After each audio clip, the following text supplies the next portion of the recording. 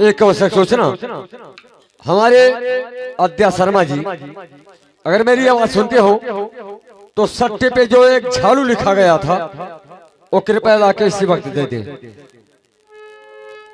और का बच्चा ही कुछ बाहर है कन्या, तुम घबराओ ना, तो बात ना है, जितना जल्दी लाके दे दे, क्योंकि उस झाड़ू के लिए हमारा कार्यक्रम बहुत ज्यादा विलंब हो रहा है। शुक्रिया, धन्यवाद।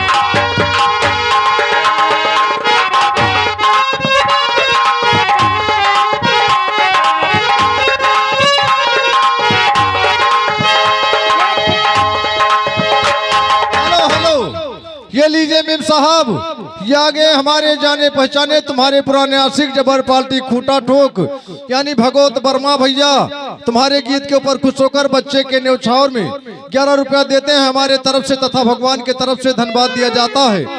दिल खिलौना समझ कर न खेला करो, जिंदगी मेरी बर्बाद हो जाएगी। कैसे मेम साहब?